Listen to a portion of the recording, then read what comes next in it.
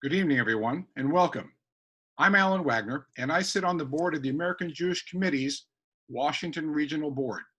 It's the board that serves Virginia, Maryland, and the District of Columbia. You know, this is the largest event of its kind in our region. There are over 200 people attending tonight. First and foremost, you always thank the people that helped get you here, our sponsors and co-sponsors. The coordinating sponsors are the American Jewish Committee of Washington, as well as the CRC, our very own Community Relations Council of the United Jewish Federation of Tidewater.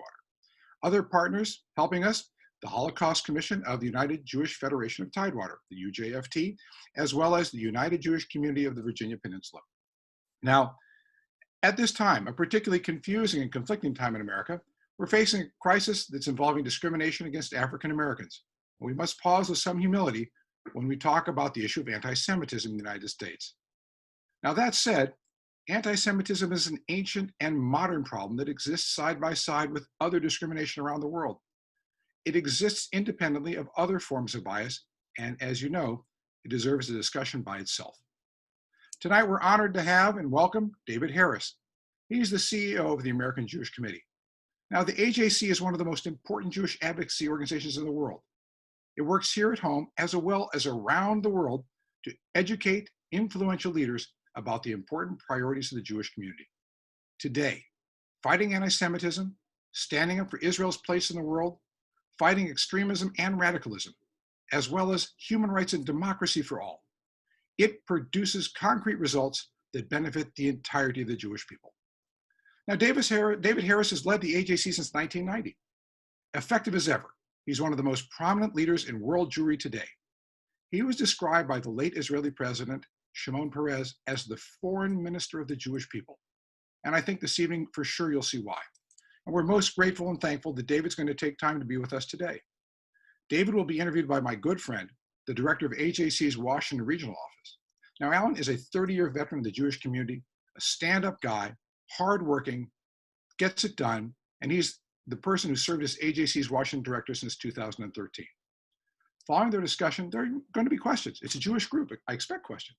So please submit your questions at any time using the Q&A button that's at the bottom of your screen. Now, if you don't see it, move your pointer around and you'll see it, and it'll come up, and the Zoom screen will come up, and you'll see it in the middle of the lower bar. I'd like to thank you. The AJC would like to thank you. My family, Jody, and the kids would like to thank you.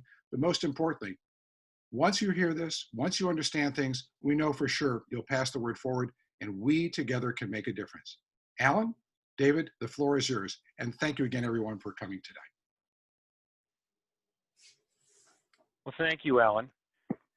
It really is great to be here tonight, and I want to thank you and Robin Mancall and Megan Zuckerman of the United Jewish Federation of Tidewater, without whom we could not have it tonight, and it's really terrific to be here. You should know this is a program we've wanted to do in Tidewater for quite some time, and we're really grateful for the opportunity. So David, let's jump right in. During this pandemic, we are seeing an increase in anti-Semitic conspiracy theories and comparisons to the Holocaust. This is also happening during the current unrest.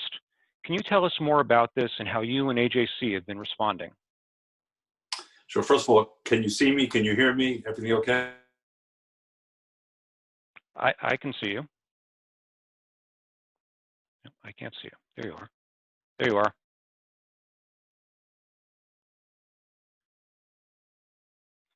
David, I think you might be muted.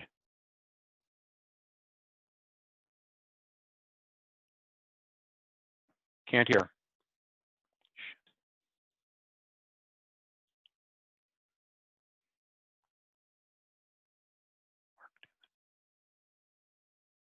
Nope.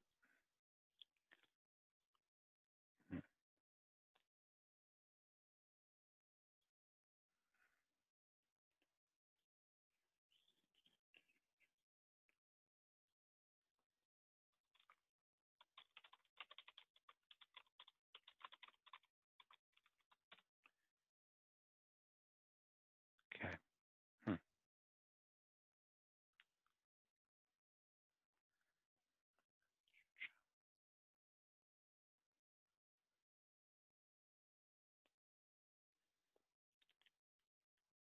Folks, we're having some technical difficulties here, if you would bear with us.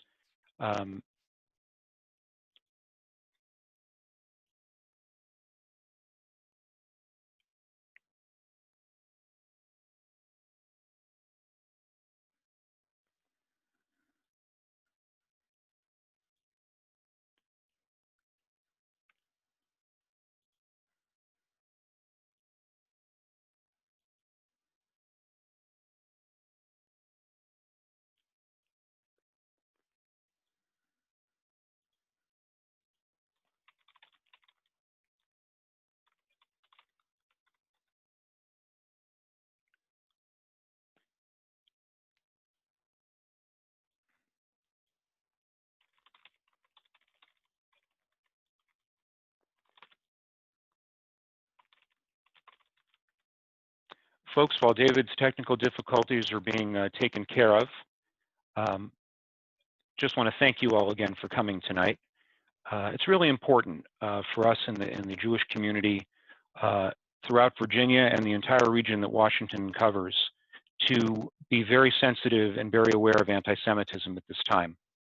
As we all know, this is a difficult time for our country, and we are beginning to see acts of anti-Semitism get bundled up with the legitimate protests that are going on.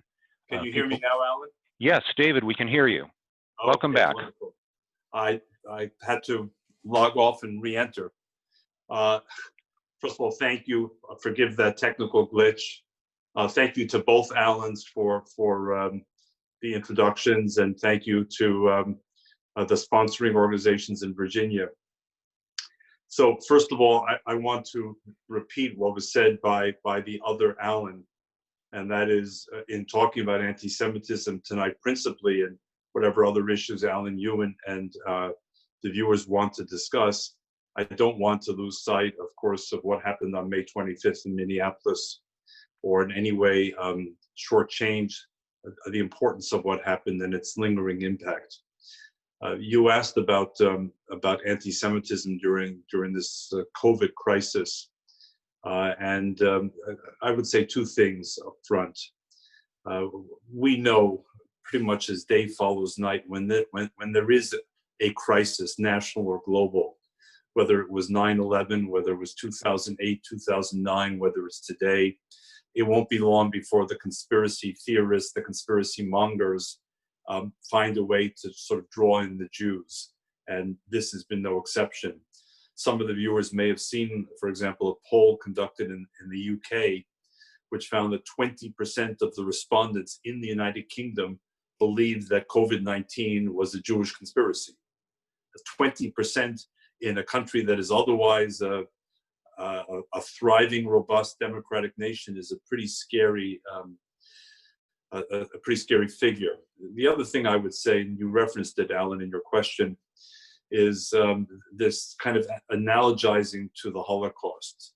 This effort by those who are feeling, after 3 months of home shelter, of quarantine, that the restrictions have become so onerous that in looking for language to describe their anger, they're invoking Nazi-era themes. So some of you may have seen that in the state of Illinois, J.B. Pritzker, who was the governor, who happens to be Jewish, was targeted with protest signs calling him Heil Pritzker, with a swastika emblazoned. We saw similar things, by the way, even among some lawmakers in states like Colorado and Alaska. We saw protests in North Carolina, neighboring Virginia, using the same themes. And we've had a sort of very big public dispute at AJC with the government of Brazil. I mean, the second most populous nation in the Western Hemisphere, where government officials have referred to the work restrictions, using the words Arbeit macht frei. Work will set you free, which was that cruel hoax the Nazis used, as we all know, at the entrance to Auschwitz and other Nazi slave labor and death camps. For 1.1 million people who entered Auschwitz under those words, Arbeit macht frei, they never returned. The idea that these restrictions, and believe me, I'm in my 13th week of lockdown. I understand all the inconveniences and discomforts that many experience, and I'm very acutely conscious of the fact that nearly 40 million Americans are now out of work. That's all real. That's painful. But to analogize it to the Holocaust dishonors the memory of Holocaust victims and other victims of the Nazis, and it devalues language. Language has no meaning. If those of us who are home all become Anne Franks, if those who are trying to maintain social distance and ensure we wear masks outside are representatives of the Gestapo, then language no longer has meaning, Alan. Thank you, David. You know, you've used over the years the term weaponization of anti-Semitism. What does that mean? Well, what I've seen over the years, and I can give you the long answer. I'll try and give you the short answer. I lived with my family in Europe for 1 year. In 2000, 2001, we lived in Geneva, Switzerland. Where I chaired an AJC affiliate at the time, United Nations Watch. And it was living in Geneva and traveling throughout Europe that I began to see the reemergence of anti-Semitism.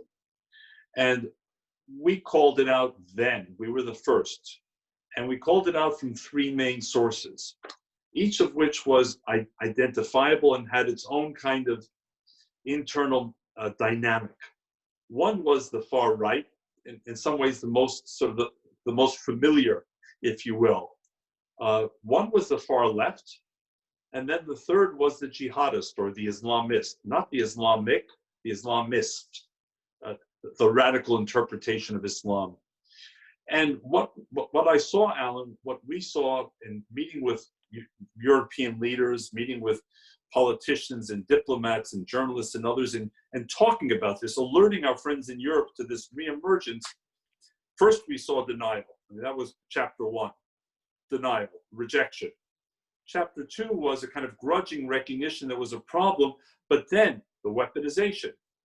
Politicians on the right said, you got a point there, David. Of course, it all comes from the far left that hates Israel and wants to deny its right to exist.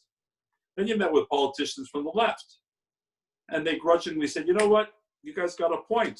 It all comes from, those neo-Nazis, those unrepentant fascists. It all comes from the far right. And so it went. And we realized at AJC, as a nonpartisan organization, we're not in this to score political points for our point of view. We're in it to try and defend Jews against any form of anti-Semitism. So people who only want to selectively point the finger at, to us are weaponizing anti-Semitism. They're instrumentalizing anti-Semitism. If you're serious about anti-Semitism, we believe you have to be swivel-headed. You have to call it out, not just in the other party or in the other group, but in your own party and your own group. Otherwise, as you said, you're simply weaponizing anti-Semitism. Thank you, David. Let's stay in Europe for a minute. Okay. Yeah, it's always nice to be in Europe. Can we move to an Italian restaurant or Riviera? That would be wonderful. Maybe someday. But seriously, David, recently Germany announced a ban of Hezbollah activity on its soil.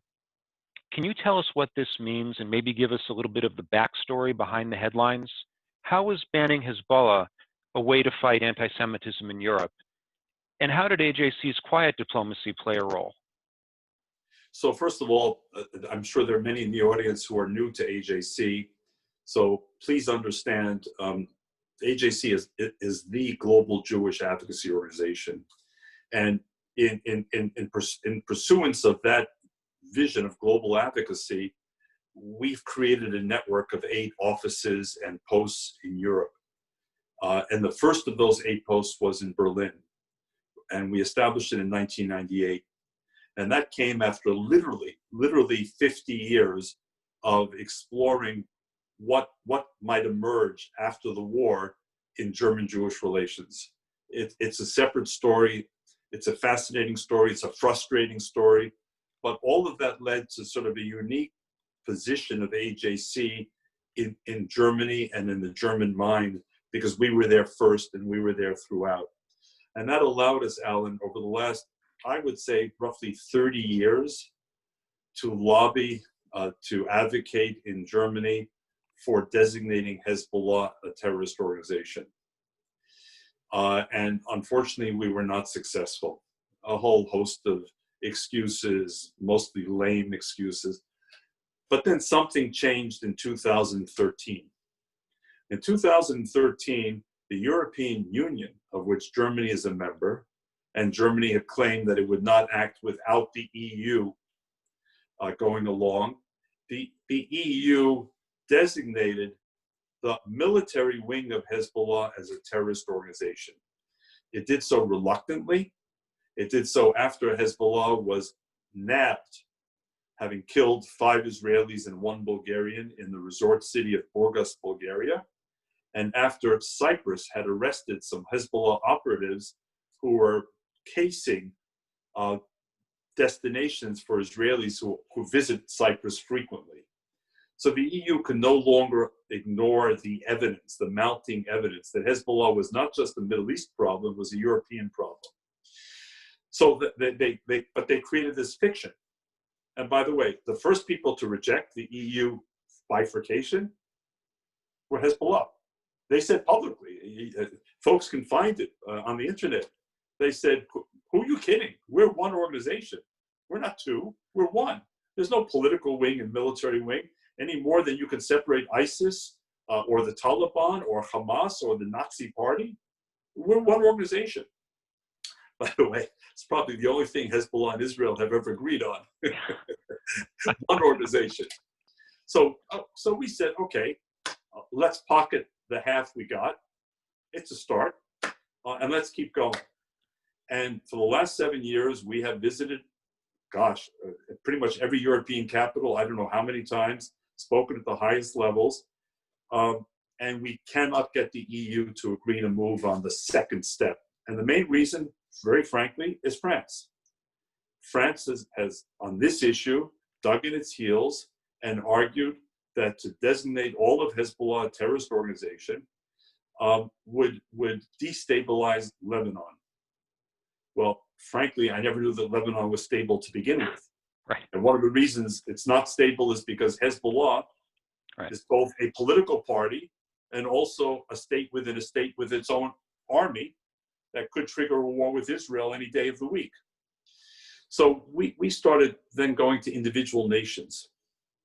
And two European nations came forward first, Netherlands and the UK. And on their own, they designated Hezbollah a terrorist organization in its entirety. We thought, Alan, that Germany ought to be the next. And one of the arguments that we made, both in public statements and op-eds and private diplomacy, was if you're serious about fighting anti-Semitism in Europe, how can you allow the political wing of one of the most anti-Semitic organizations on the planet that's supported by Iran, that calls for the annihilation of the only Jewish state on the planet, how can you allow them to raise money for widows and orphans, which is technically what the political wing does? And to the credit of Germany, to the credit of Angela Merkel and her team, a couple of months ago, they made that designation. And what they said technically was, we don't have a separate terrorism list because we're part of the EU. We've ceded that ground to the EU.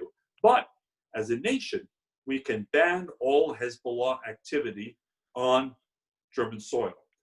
Last point, on the very day of the announcement, there were first raids by German officials on suspected Hezbollah sites in 4 cities.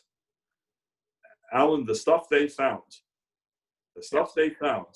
suggested from the beginning, as we said all along, this is not some benign political party or a fundraiser for widows and orphans.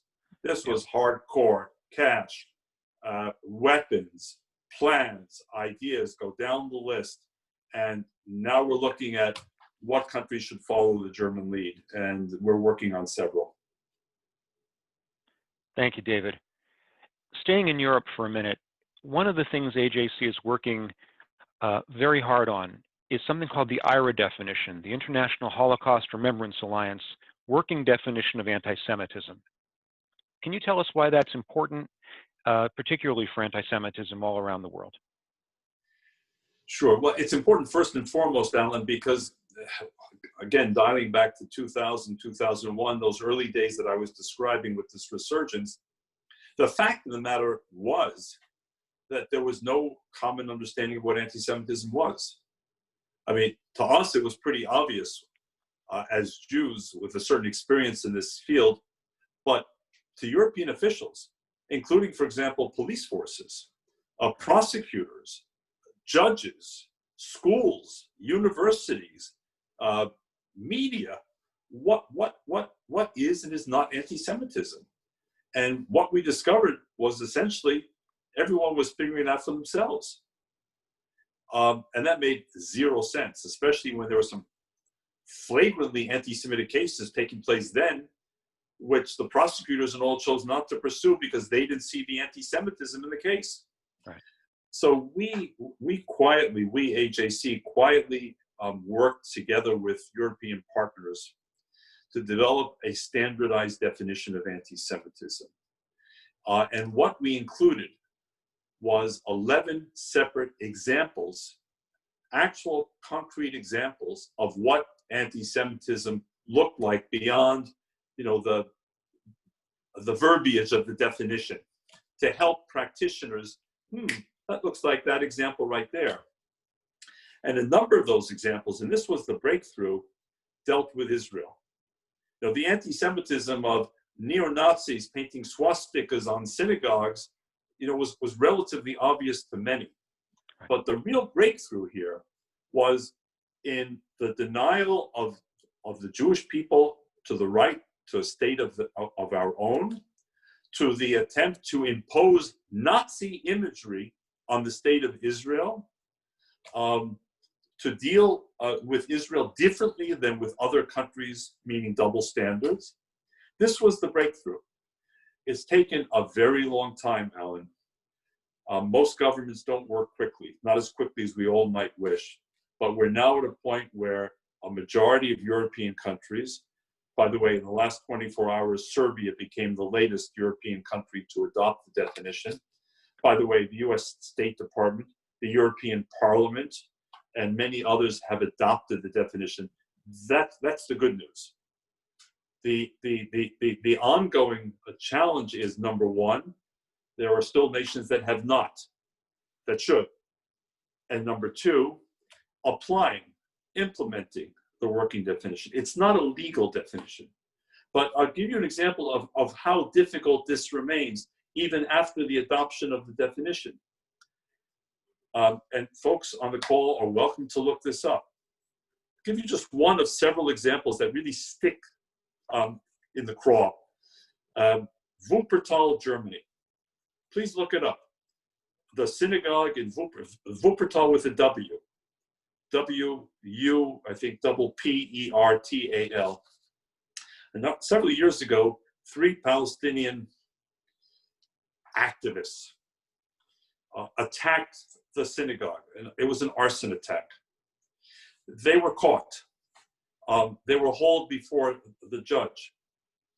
The prosecution tried to pursue this case as an anti-Semitic case, flagrantly anti-Semitic, an arson attack against the synagogue.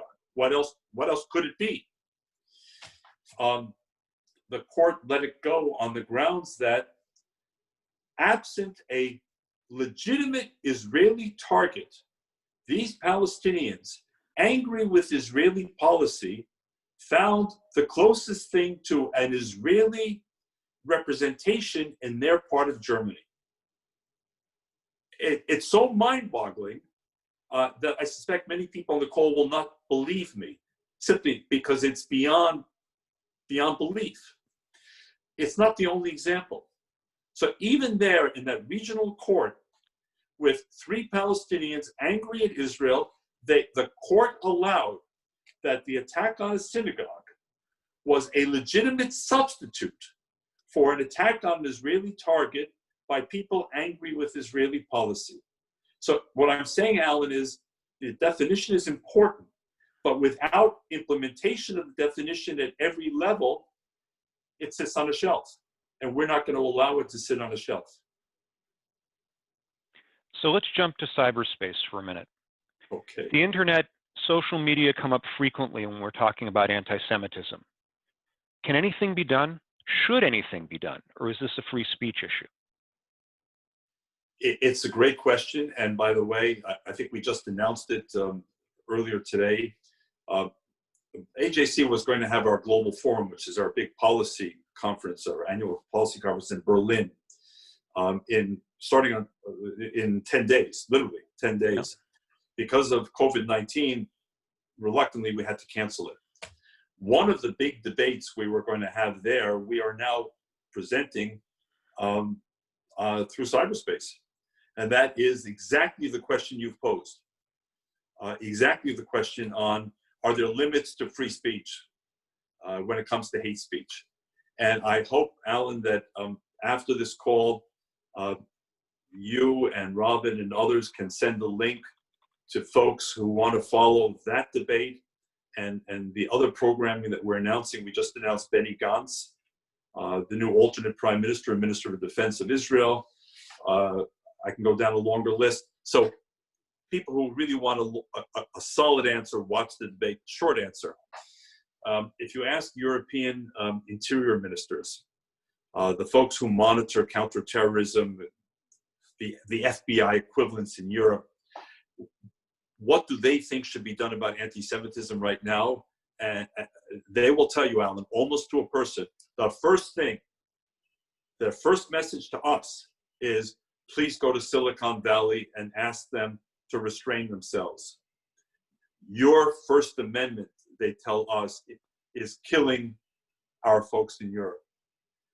Now, it's a little more complicated than that. But the essence of your question is it a free speech issue? And I would argue it's not entirely a free speech issue. It's also a corporate social responsibility issue. I know, for example, that if I want to write an op-ed and submit it to the Washington Post or the New York Times or anywhere else, I know they're under no obligation to print me. In fact, the chances of any of us getting that op-ed into any of those papers is probably pretty slim, and we accept those odds. Why exactly is it that Twitter and Facebook and YouTube and the others, don't see this through the prism of corporate social responsibility as much as we might wish, while at the same time respecting the free flow of ideas? But where are the limits? And of course, the devil's in the detail. Where are the limits? Many Europeans have different limits than Americans do. Just one example, Alan. A number of European countries, I think it's 8 or 9, I'm not sure exactly, have a law on the books which effectively is called the Auschwitz lie law, which means that in those countries, if you stand up and you say, Auschwitz was a lie, it never happened, the Holocaust is a hoax, you are violating the law of those countries. You could be hauled before a court, you can be sent to jail for a couple of years. There are people who have been. That's not a law we have in the United States. You can stand on the corner in Norfolk or Williamsburg or Virginia Beach, and you can say to your heart's content, the Holocaust is a hoax, Jews never perished, Auschwitz was a summer camp, not a concentration camp. People may, I hope they'll challenge you. I hope they'll confront you. But no one's going to haul you into court and send you to jail. At least as far as I know. I don't know all the laws of Virginia, but it won't happen here in New York. So we don't have that here. So the European countries will say, look, we're every bit as democratic as you are in the United States. We'll go toe-to-toe with you, and they'll start with capital punishment, by the way, and say, in some respects, we don't go nearly as far as you do in restrictions. But on this one, we have a fundamental disagreement with you. And maybe the reason is because Auschwitz happened on European soil. Our citizens were deported to Auschwitz. We know where this leads. And the Americans will say, look, we have a different conception of free speech. So this is a very lively and timely debate that's going on.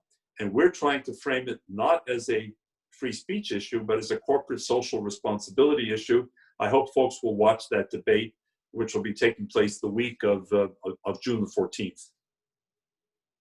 Well, we're all looking forward to that, David. I just saw the email that came out today. It looks very, very exciting. And we'll be talking a little bit more about Global Forum later this evening. Good. Let's talk about college campuses for a minute. We're always focused on the college campus and the environment for Jewish students and for pro-Israel students. You've spent some time recently on some campuses talking to students. How worried should we be?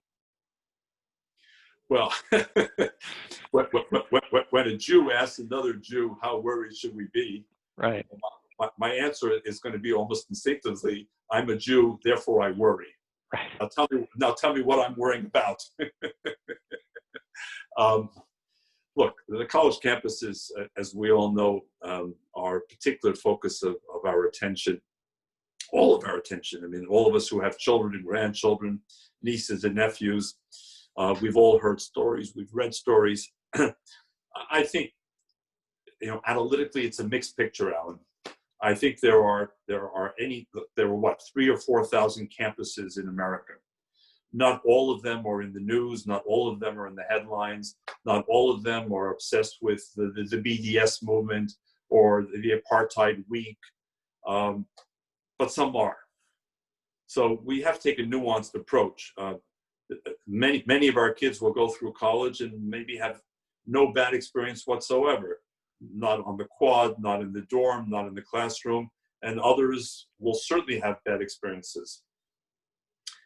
The bad experiences tend to come to us. I mean, we hear about them together with other organizations like Hillel. We try to help as much as we can. I think the good news, if there's good news, is that none of the BDS initiatives that have largely sprung from students and some faculty, none of them have actually succeeded on any major campus in changing campus policy.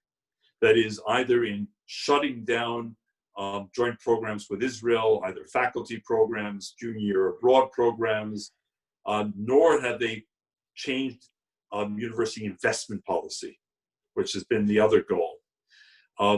It's happened.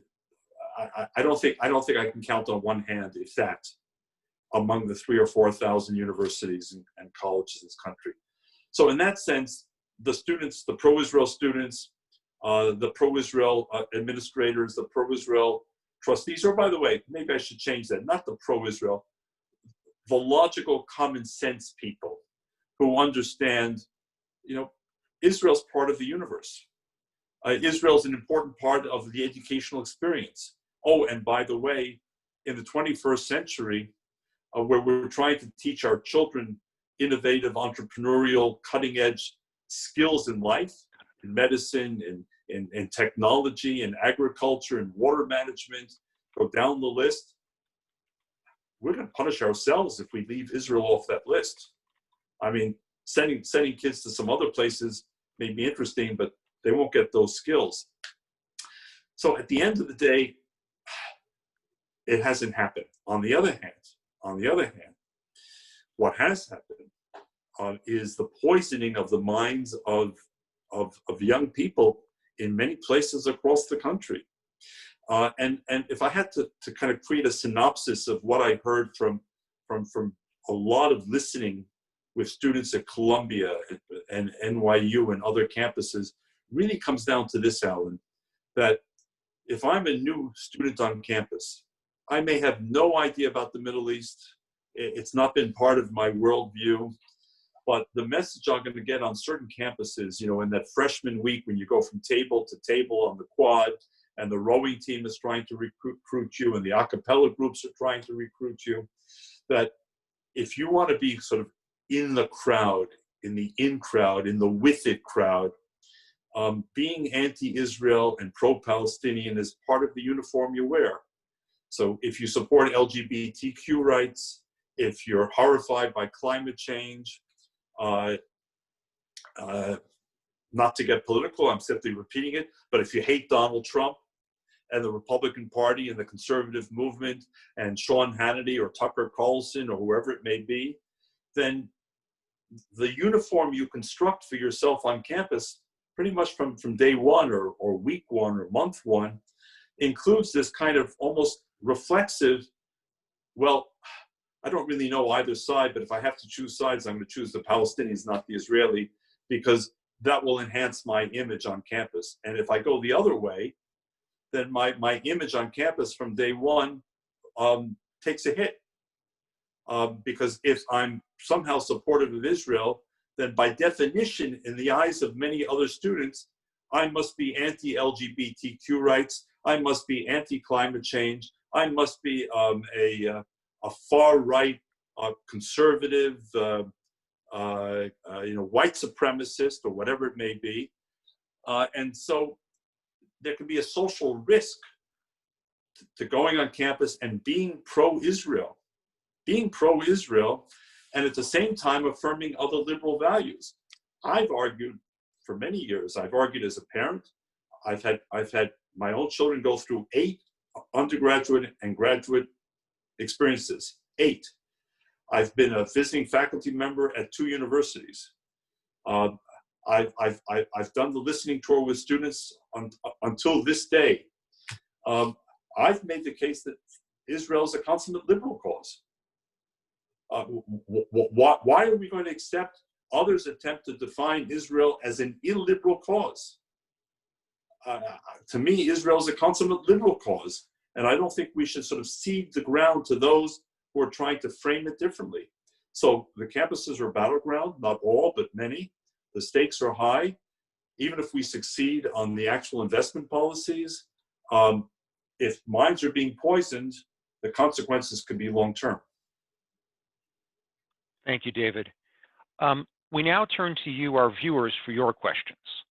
So as Alan Wagner said earlier, please click on the Q&A button at the bottom of your screen. And please let us know where you're from by typing the name of your city along with your question. And they're popping up. So I'll take the first one. Ilana Barbaum, who is the Holocaust Commission Director from Norfolk, asked, I know you were concerned about a commemorative event at the Nazi death camp Mauthausen when you were invited to be a keynote speaker. What happened at that event? Ilana was the questioner's name? Yes. I got that right. Ilana, thank you for that question. It actually is true, and I'm surprised that you know about that. Some years ago, I was invited to be one of the keynote speakers at a major event at Mauthausen, which was the principal Nazi death camp in Austria. And Mauthausen had special meaning for me because my cousin Mila Racine, who was in the French Jewish underground, my family came from France on the eve of the war, during the war. She was arrested smuggling Jewish children to Switzerland on one of her many journeys back and forth across the border. She was deported first to Ravensbrück and then to Mauthausen, and she was killed in Mauthausen in March of 1945, roughly 6 weeks before the camp was liberated and the war was ended. So I had a particularly special reason to go to Mauthausen. There were 6 keynote speakers. I was number 5 in the speakers list. There was a very large audience, well over 1,000 invited guests, diplomats, journalists from many countries, survivors. The first speaker, if I recall, was the president of Austria. The second was the president of Poland. The third was the president of Hungary. The fourth was the chairman of the Russian parliament, the Duma. And I was the 5th. I listened to the first 4 speakers very closely, as I would. I appreciated their being there. It was important that they were there. They were making a statement by being there. They spoke very, very, very well, but there were 2 things missing in what they said. I strained to listen for 2 things in those first 4 speeches. And what was missing? Not one of them, not one of the 4 had mentioned the word Israel. And the other thing that was missing was any reference to contemporary anti-Semitism. So I stood up and sort of wrote my speech in front of the microphone. I was ad-libbing the entire speech. And I wanted to do it, of course, respectfully. I was an invited guest. It was a solemn occasion. Everyone meant well. But what my central message, Ilana, was if we're all gathering to mourn murdered Jews, we must. We must. And those murdered Jews included my family, my immediate family. But that's not enough. That mourning will not bring them back. Mila Racine will not return to life, nor will the other inmates of Mauthausen who were murdered. Our real obligation is to protect the living. I don't want people to cry over dead Jews and ignore living Jews, especially in an atmosphere of growing anti-Semitism in Europe at that time, and then of course it crossed to the United States. So I spoke about the fact that if people are really serious, then the way they can demonstrate their sincerity above all is not just by being at Mauthausen today, but by tomorrow asking what can they do to fight contemporary anti-Semitism, whatever the source. And I made a special sort of attempt to explain why Israel matters so profoundly in the minds of so many, including myself. Of course, for many Europeans today, and we see this in European politics, Israel is a kind of political annoyance. Gosh, they see Israel through the prism of, we don't like the settlement policy, we don't like the prospects of annexation, we don't like this party, we don't like that party, we don't like this statement, we don't like disproportionality or whatever. And I urge them on the sacred ground of Mauthausen to step back and understand the larger meaning of Israel. The larger meaning of Israel, which is not about this or that political party only. It's to ask the central question. If Israel had existed in 1938 and not just in 1948, how many of the Jews of Europe, the 9 million Jews of Europe who were trapped? My mother and my father were trapped. My 4 grandparents were trapped. I'm sure many of your families, the same, were trapped. Had there been in Israel an Israeli flag flying even in Paris, in The Hague, in Brussels, in Bern, Switzerland, in Madrid, how many Jews could have been saved? That's how you have to begin the conversation about Israel, and not whether Area C or Area B is the subject of bigger dispute today. I don't misunderstand me. I don't belittle those political questions. But for the solemnity of Mauthausen, for the remembrance of the 6 million of the Shoah, not to talk about the centrality of Israel in the post-war mindset of so many Jews, I thought was an abdication of understanding and responsibility. Thank you, David. Shifting gears, Jason from Virginia Beach asks, can you talk about how AJC and other national Jewish organizations are working with social and racial justice organizations in the United States during the current protest and crisis? And to follow on, what are the relationships that those organizations have being sympathetic to Jewish communal issues in Israel? Right, so was it Jason? I want to make sure I heard correctly. Yes. Jason, thank you for the question. Look, I cannot speak for other organizations. I try to follow other organizations, certainly on social media. I try to read their statements, but I think it would be inappropriate for me to represent the views of other Jewish organizations. They should have the opportunity to speak for themselves. I can say that for AJC, we were founded in 1906. We were the first, if you will, sort of Jewish advocacy organization in the United States. For me, the genius of our founders was in understanding what Jewish security actually meant. Yes, it meant physical security because there was an era of pogroms in Tsarist Russia. Yes, it meant legal equality because Jews faced any number of hurdles right from the get-go in this country. But it also meant something else to our founders, which I think was really drawn from the prophetic vision of the Hebrew prophets. And that was, we need to build a society that seeks justice and protection and dignity and equality for all. Only that society will ultimately protect Jews as it will protect all people. We can't segment ourselves, build a wall around ourselves, even if it's a legal protection wall, and believe that we're fulfilling our mission as Jews, as an organization, if others do not have the same protections.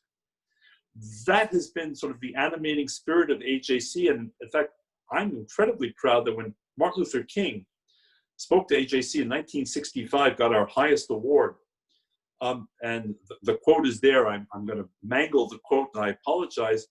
But what he said was, as early as 1911, 1912, quote, "When few dared to speak, the American Jewish Committee was speaking on behalf of, at the time the language was Negroes and Puerto Ricans and others, even in places like New York State, where they encountered even more discriminatory barriers than Jews did." That's been the animating spirit from then until now. And so AJC, I think, has been one of those Jewish organizations that all along has tried to help this nation fulfill its promise for all. The Civil Rights Act, the Voting Rights Act, the marches. You'll find AJC there, as you'll find people like Rabbi Abraham Joshua Heschel, and yes, other Jewish organizations, and yes, other rabbinic leaders who were there. So our role in the civil rights struggle, I think, has been quite substantial, and that continues to today. If there's racial injustice in this country, if there's racial inequality, if we can see even one policeman, much less four, using the power of their uniform, the authority invested in them, to take 8 minutes and 46 seconds to suffocate, asphyxiate, and ultimately murder an African American, we're not going to sit quietly. We're not going to sit still, which is why a couple of hours ago, and Alan Ronkin, I hope you were on the call, we had Lonnie Bunch as our guest today on a Zoom call that had well over 1,000 viewers just on Zoom and several thousand viewers on Facebook Live.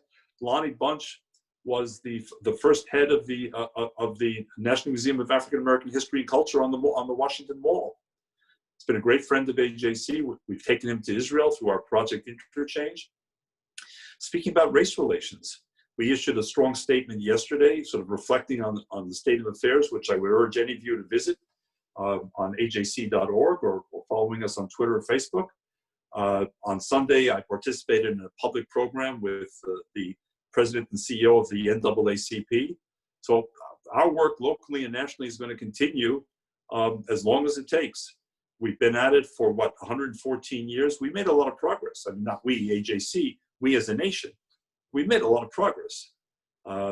Virginia's made a lot of progress. I remember a different Virginia than the Virginia of today, a very different Virginia. We made a lot of progress as a nation, but these are reminders. In Georgia and in Minnesota, we got a long way to go still, folks. Long way to go. David, following on that question, Herm from Norfolk asks, in the quest to comment on serious events like George Floyd or anti-Semitism, how do we reach out to those who are not so predisposed to care or to not listen or have a whole other storyline of what happened? How do we reach those who are on the edges of our community? So within the Jewish community, is that the question, or yes, more generally? I think the Jewish community. Okay. I must say that unlike Ferguson, I mean, I think people on the call will remember Ferguson. I have not seen much dispute in America, whether in the Jewish community or elsewhere, Alan, about the facts in this case. I remember Ferguson, and if you flip between channels at night, cable news channels, you got two completely different narratives about Ferguson. Two completely different. I mean, Rashomon, on steroids. I'm not getting two different interpretations of what happened. As I go back and forth among the channels about what happened in those 8 minutes and 46 seconds, I think that quite appropriately, the vast majority of Americans of both political parties, all of understand that what happened was pick the right word. There is no right word. Harrowing, disgraceful, shocking, frightening, and there had to be prosecution and punishment, the harshest possible punishment. I don't see the issue there as I did in Ferguson.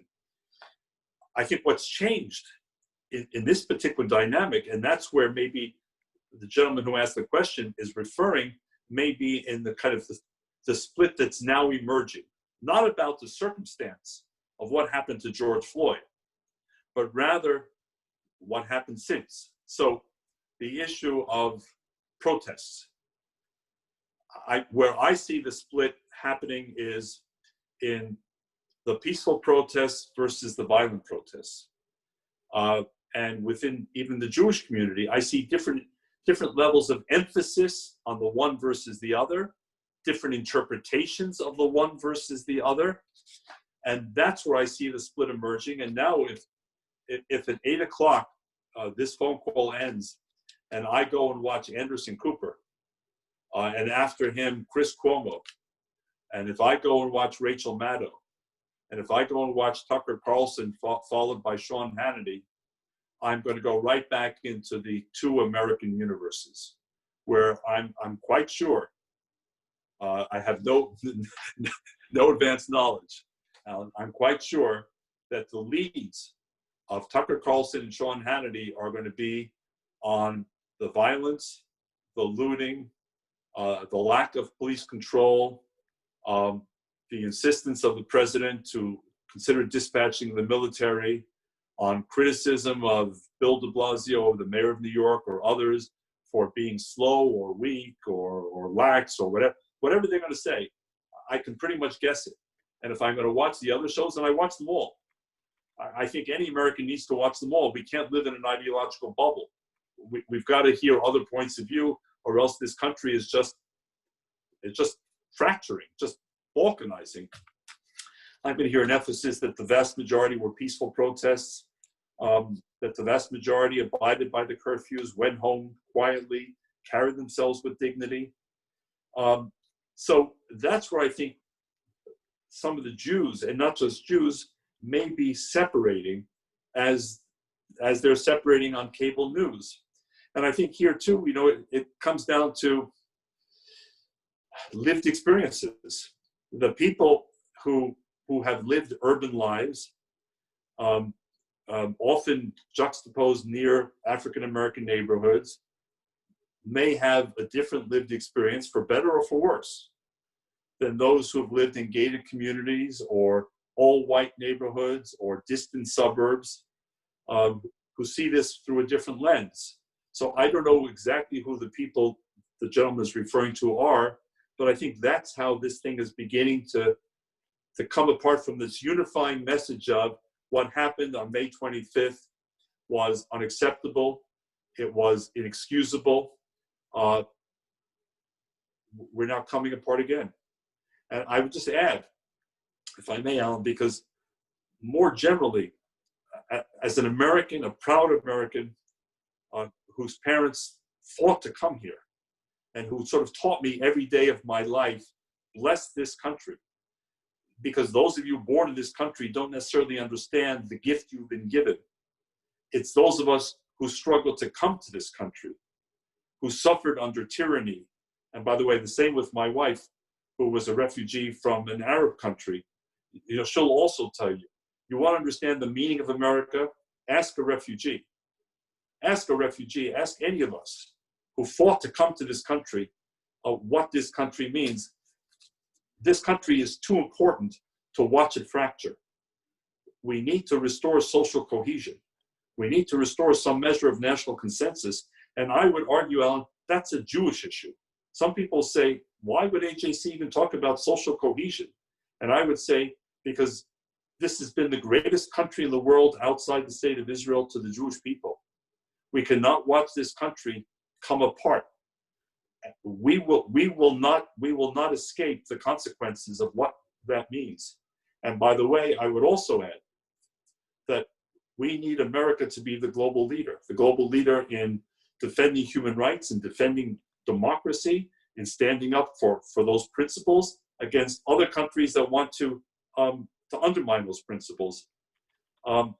If America begins to weaken, and there's the fear that it will, with the convergence of the pandemic and unemployment, and now racial questions and the looming presidential election, it won't be good for any of us. It doesn't matter whether we're Democrats or Republicans, right or left, liberals or conservatives, Alan, it won't be good for us if that social cohesion, if that glue that makes this country so unique begins to come apart. David, I'm being told I have one last question if you have the minute. I hope it's about my children and grandchildren. Well, I can ask you about them afterwards. Give me a chance to quell. Well, tell us about your children and grandchildren. Another time. Yes. We've had a question around Israel, annexation, settlement building, and I wondered if you might just say a word or two about where we are in that realm. A word or two is hard, Alan, but I know we're coming to the end. I'll do it telegraphically. It won't satisfy everyone, including myself, but please stay engaged with AJC. Follow us on social media. Visit our website. Learn more about us. Connect with Alan Ronkin. Look, the good news from Israel, I believe, is number one, we finally have a government. After three attempts and about 14 months of the gridlock, and the government is a little broader than it was in the past. Again, I'm a centrist. I want to see social cohesion. So widening this government, to me, is welcome news, Alan. By the way, the other good news in Israel is that compared to many countries, including our own, I think Israel has shown real leadership in responding to coronavirus. That's good news. From the perspective of Israel, the Trump administration, and I say this as a strict nonpartisan, but most Israelis would agree, has been good news for the U.S.-Israel relationship. That's why the annexation issue comes up now, because this is the administration that moved its embassy to Jerusalem, that recognized the annexation of Golan, that created this vision of the Trump peace plan, which in a sense would roughly allot 30% of the West Bank to Israel, and the other 70% for the creation of a Palestinian state. AJC does not want to second-guess Israeli governments, especially when we don't bear the consequences of decision-making. Israel's a mature country. Having said that, we know that if Israel were to go forward unilaterally on annexation, it would create enormous challenges. First of all, in our relationship with the Democratic Party here in the United States.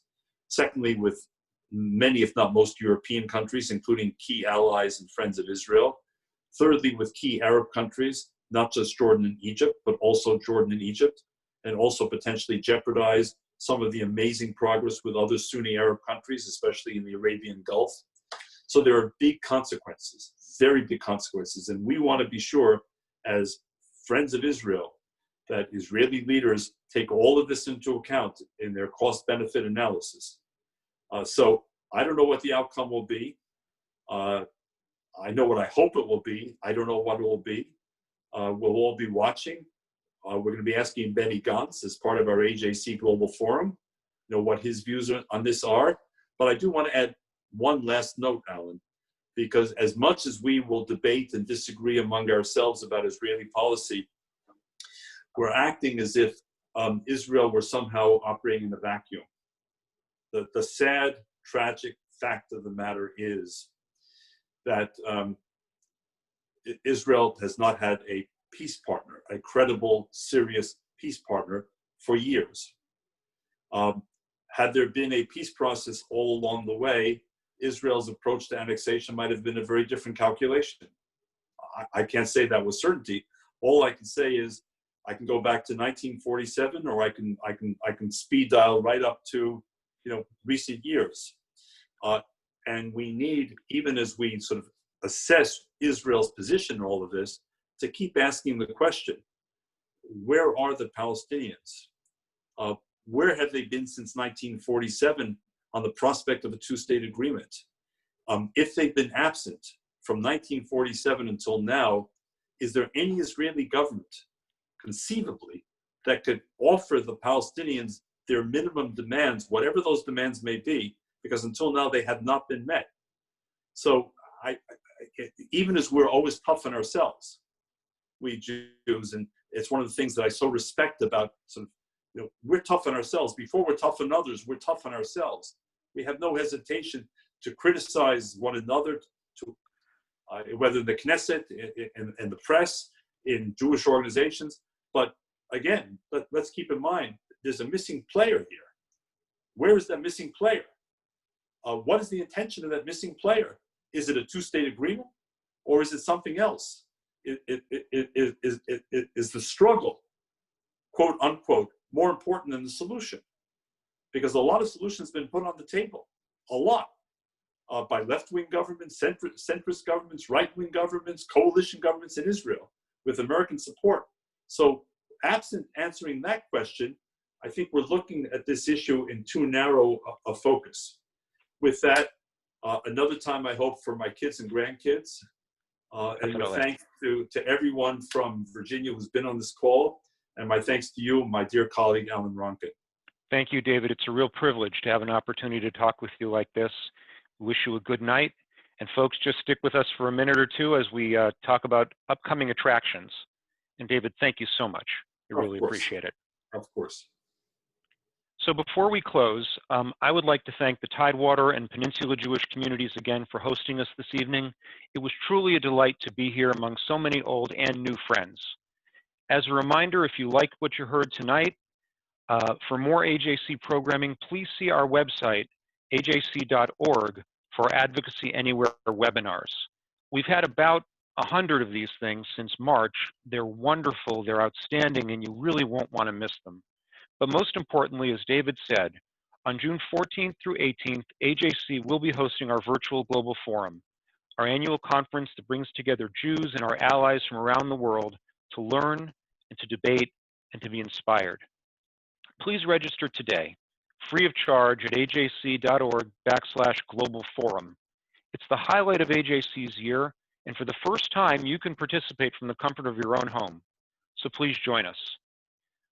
I now want to turn the microphone over to Megan Zuckerman, the Director of the Community Relations Council of the United Jewish Federation of Tidewater, for some closing remarks. Megan, it's up to you. Good evening, everyone. On behalf of the Community Relations Council and the Holocaust Commission of the United Jewish Federation of Tidewater and the Community Relations Council of the United Jewish Community of the Virginia Peninsula, thank you for attending tonight.